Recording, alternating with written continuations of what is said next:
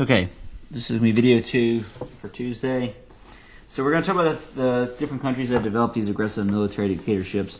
First, looking at Italy. So Italy starts with its issues right after World War I.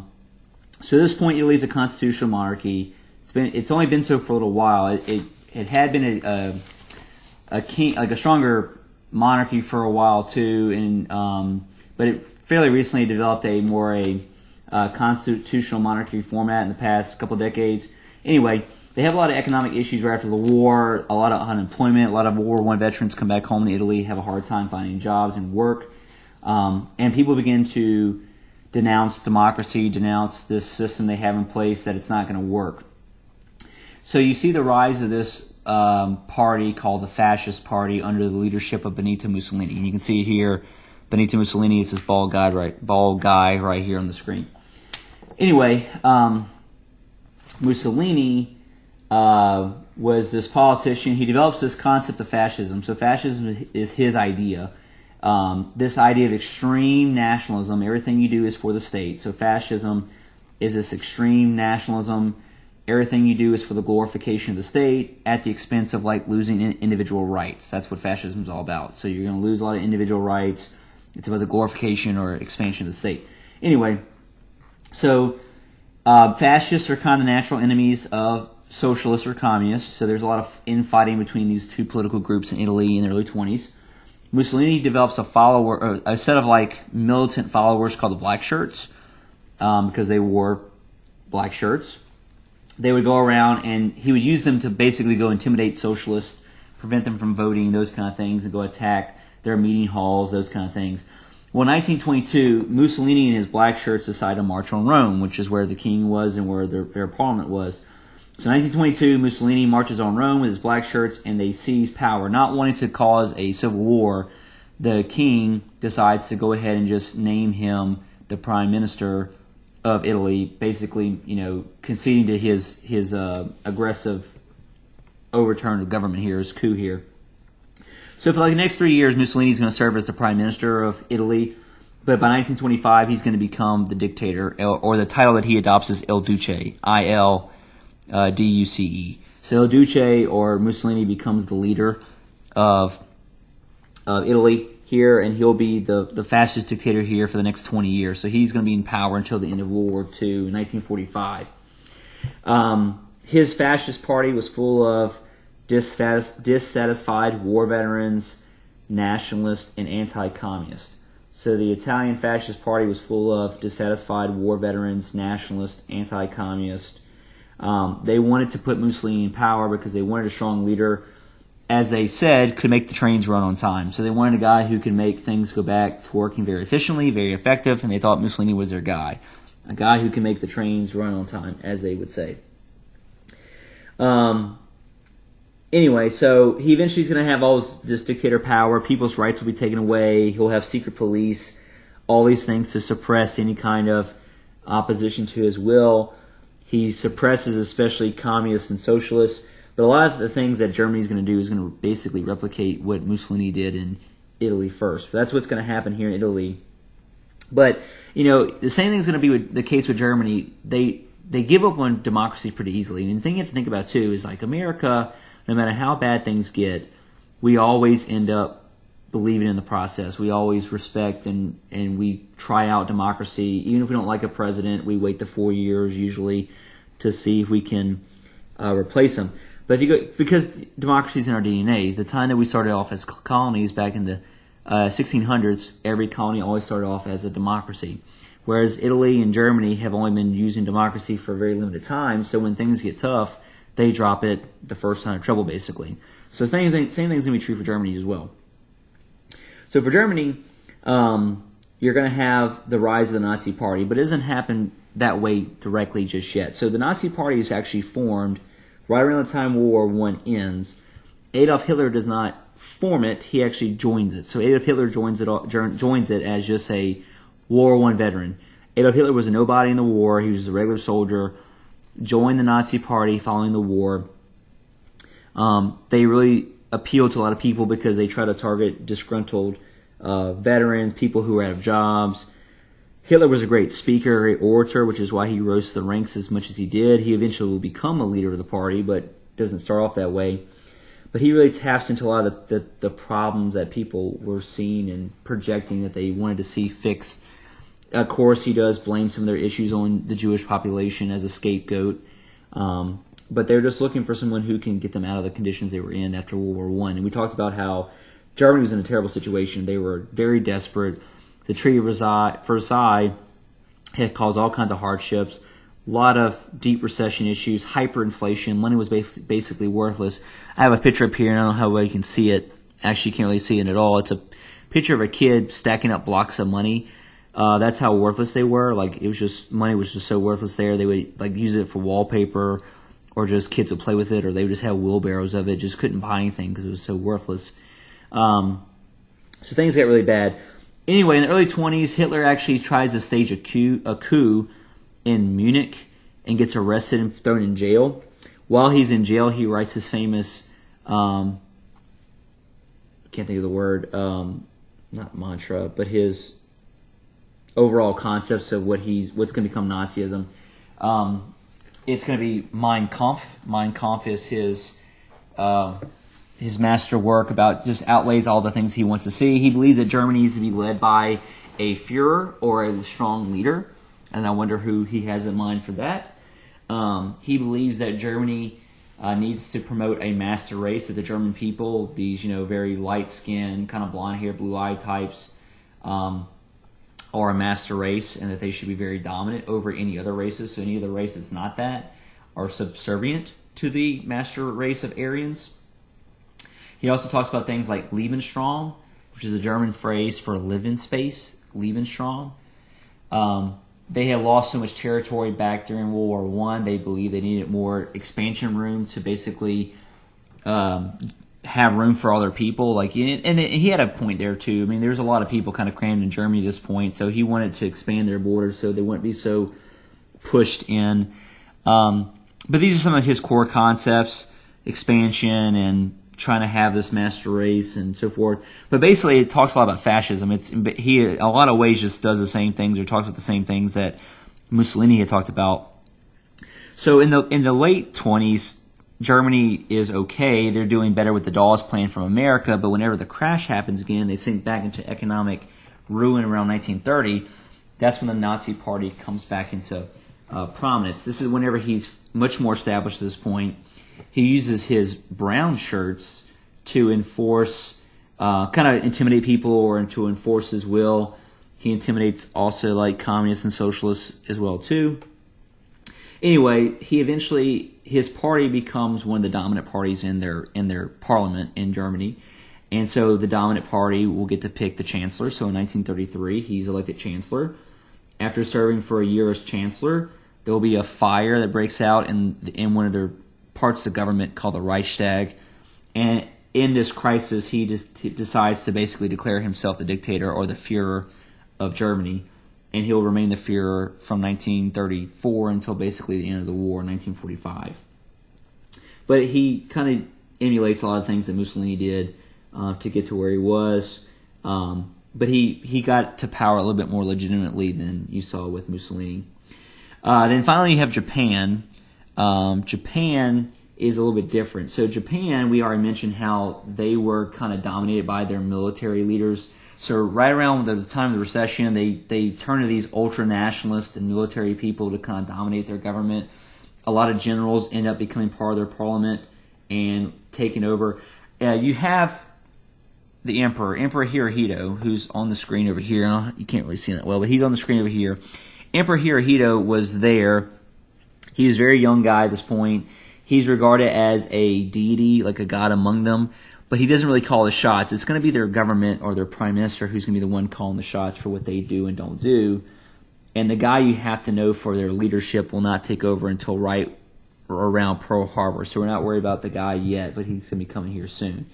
But be aware of Hirohito too, because we're going to talk more about him at the end of the war as well. So with worse economic conditions, they persuaded the emperor to okay the invasion of China, which we talked about in 1931. To get to more raw materials like oil, tin, iron. They also wanted to begin to seize power in Southeast Asia, and more on that later on. But you're going to see them continue to go beyond just China. They're going to seize more territory as time goes on.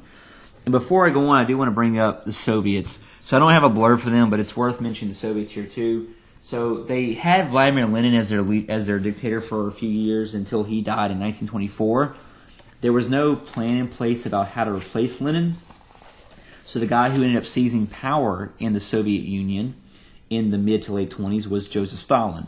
Joseph Stalin becomes another dictator of a country, but in this case he's not fascist like you saw with Germany and Italy. He's communist. So it's different in the sense of like how they try to have the state run the economy and how they produce materials and those kind of things. But anyway, also very, very strong, and he's very aggressive in how he seizes power. He kills off anybody he sees as a threat. But Mussolini becomes the undisputed dictator of the Soviets. He does a series of what's referred to as 5-year plans.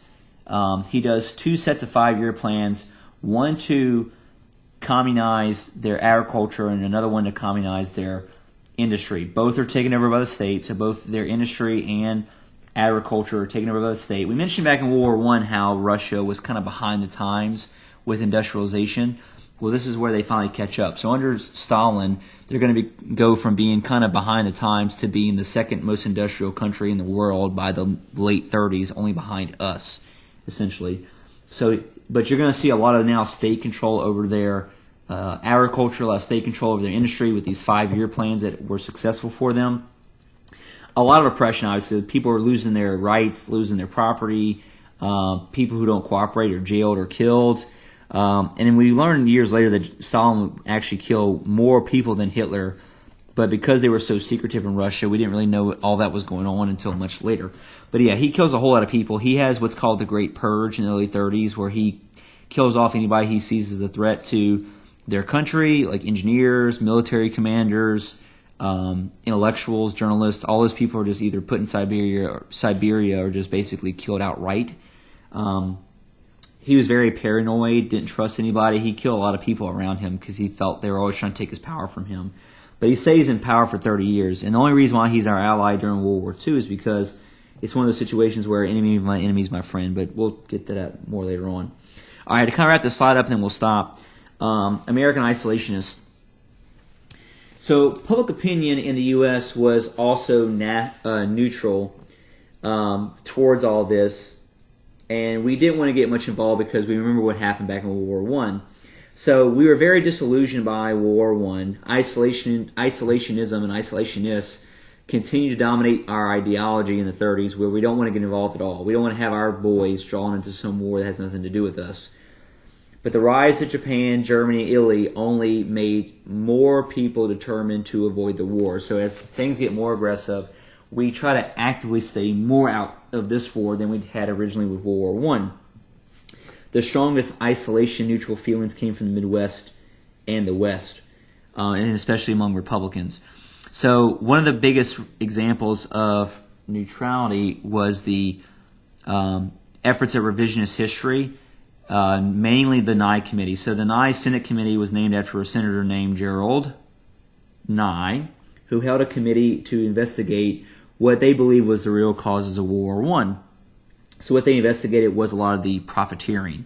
They discovered that a lot of companies, mainly manufacturing companies and weapons companies, made millions of dollars off of all the gun sales before and after the war and all the manufacturing before and after the war.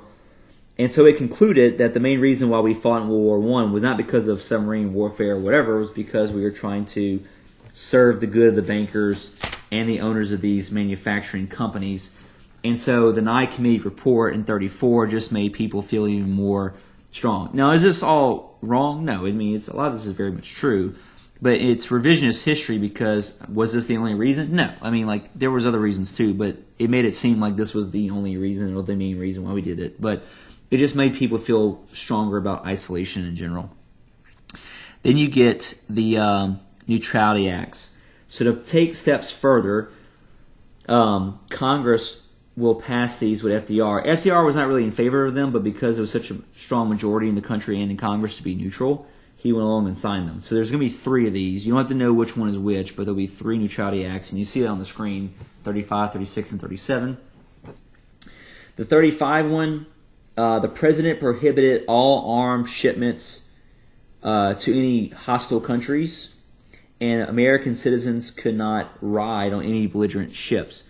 So even if it was Britain or France, if you were engaged in war or some kind of conflict, you cannot ride on some foreign country's ship, like the Lusitania situation, to avoid another attack. So the 35 Neutrality Act prohibited all armed shipments to any belligerent country and forbade U.S. citizens from riding on any ship that was a belligerent country, including countries like Britain and France if they were at war.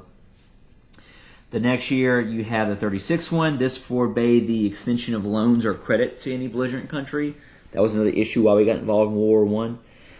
So the 36 one forbade the extension of loans and credit to belligerent nations. And then the 37 one more specifically said, we will not ship any arms or get involved in the Spanish Civil War. So the third one said we will not get involved or ship any weapons to Spain during their Civil War. So let's talk about the Civil War real quick. In 1936, Spain will have a revolt when their military revolts against their constitutional monarchy. So it's going to be like this Republican, socialist, monarchist side versus the fascist military side. The military side was led by Francisco Franco, and I have his picture on the screen, but I think it's cut off. General Francisco Franco was the leader of the fascist side, who's going to fight against the royalist constitutional monarchy socialist side for 3 years. The reason why we care about this war is because it's kind of like a pregame or preseason game for World War II, excuse me. Even though America itself does not get involved in the Spanish Civil War, some of the allies will eventually in the conflict. So like the Soviet Union takes the side of the royalist/socialist side because they're communists, so they support that side of the war.